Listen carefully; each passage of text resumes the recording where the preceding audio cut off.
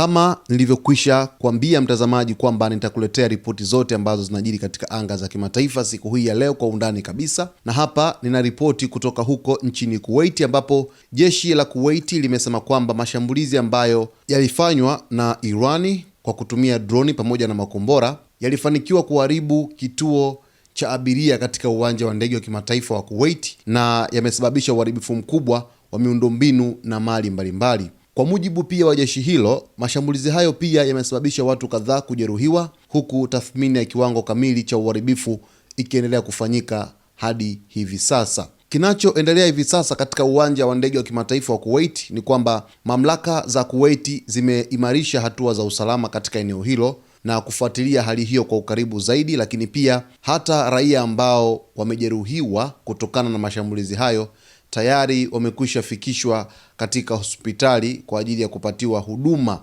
haraka iwezekanavyo na kurejea katika hali yao ya kawaida.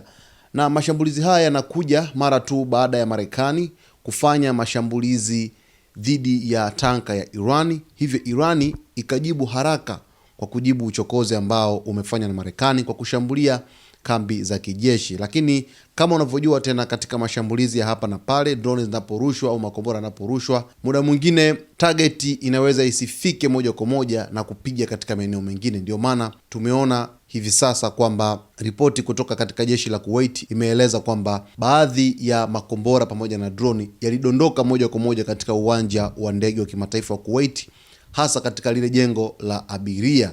Hivyo kuna abiria kadhaa ambao wamejeruhiwa kutokana na mashambulizi hayo na tayari wamekwisha fikishwa katika sehemu za kupatiwa msaada zaidi wa kitabibu ili kuhakikisha kwamba wanarejea katika hali yao ya kawaida. Kiuhalisia, hali bado haijawa tulivu kabisa katika ukanda wa Mashariki ya Kati, hususan kipindi hiki ambacho Irani imejiondoa katika mazungumzo ya kutafuta amani na Marekani baada tu ya Israel kuendelea kufanya mashambulizi kule nchini Lebanon, kwa sababu Irani imesema kwamba Lebanon ni kitu kimoja na Irani. Hivyo kwa jinsi ambavyo wanafanya hivyo, kwa sababu hata huko awali walikwisha kubaliana kwamba Lebanon haitakuwa sehemu ya kushambuliwa na jeshi la Israel, lakini bado Israel imeendelea kushambulia Lebanon hadi hivi sasa. Hivyo ni ukiukwaji wa kusitisha mapigano ambao unafanywa na IDF, yani jeshi la Israel. Mtazamaji wetu, bado niko hapa kufuatilia chote ambacho